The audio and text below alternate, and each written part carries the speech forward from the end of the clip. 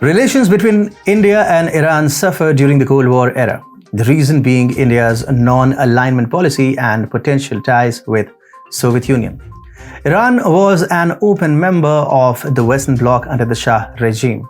Additionally, Iran always supported Pakistan, and during the Iran-Iraq war, India's close relations with Iraq too strained the relation. But as they say, increased dependence reduces chances of hostility. India's burgeoning trade volume with Iran too narrowed the gap between the two countries. But it must not be ignored that relations in global politics are guided by national interests, and after the interests are fulfilled, things can turn out to be completely different.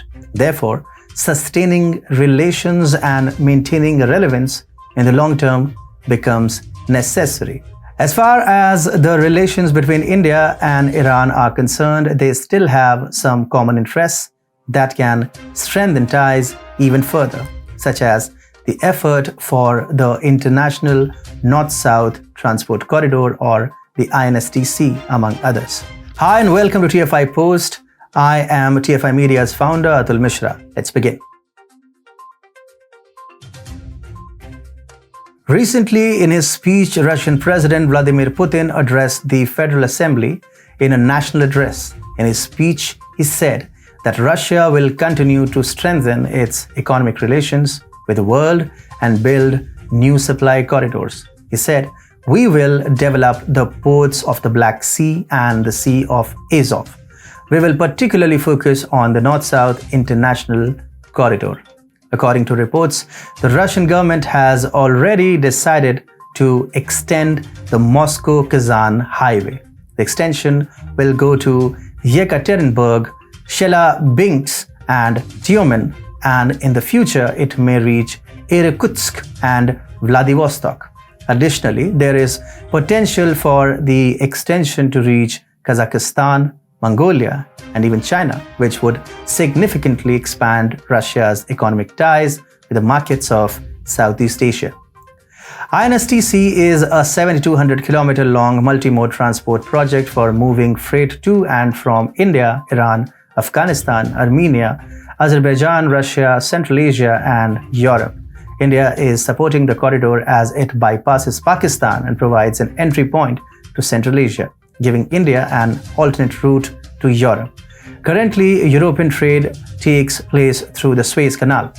During a visit to Yerevan, Armenia in October 2021, External Affairs Minister S. Jaishankar proposed that the strategic Chabahar port in Iran be included in the North-South Transport Corridor.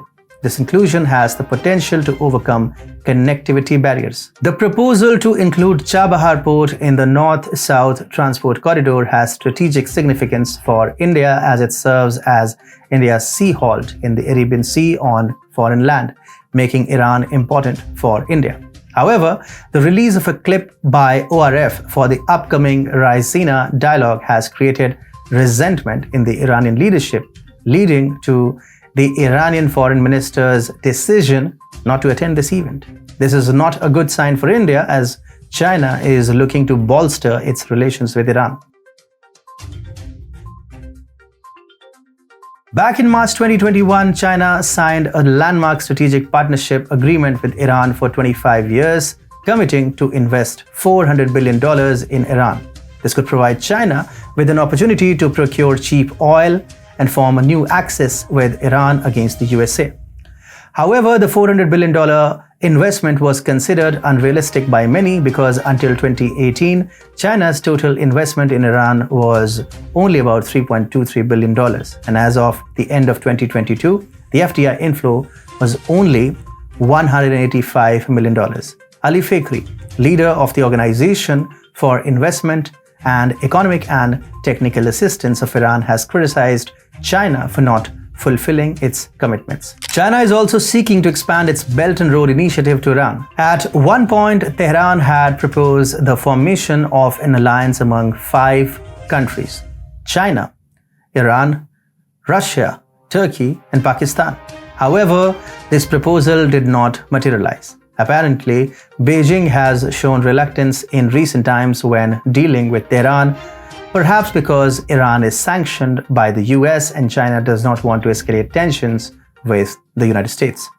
But there is no guarantee that this situation will persist in the near future. Whenever India receives good news from the stalemate in the relationship between Beijing and Tehran, the question arises as to why Tehran needs China or India. Let us try to understand this. In 2006 and 2010, the UN imposed sanctions on Iran as the Persian nation denied to stop its uranium enrichment program. But it was Trump administration's sanction that made Iran super worried. Its oil trade declined steeply. The major oil trading partners of Tehran, including India, sought other options. In order to sustain its economy, Iran needed investments.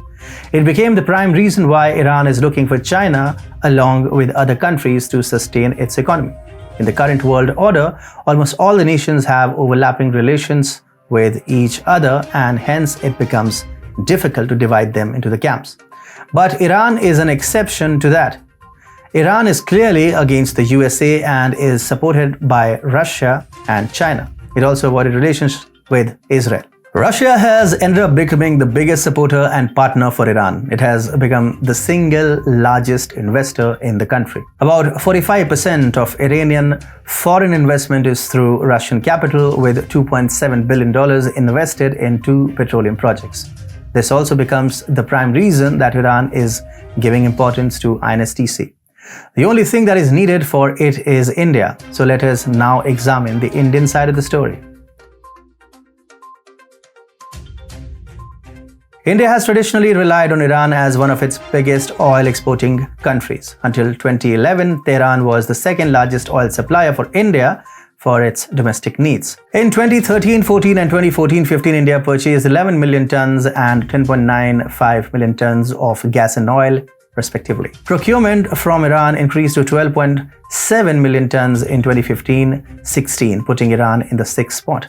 It was in 2016-17 when Iranian supplies jumped to 27.2 million tons, catapulting it to the 3rd spot.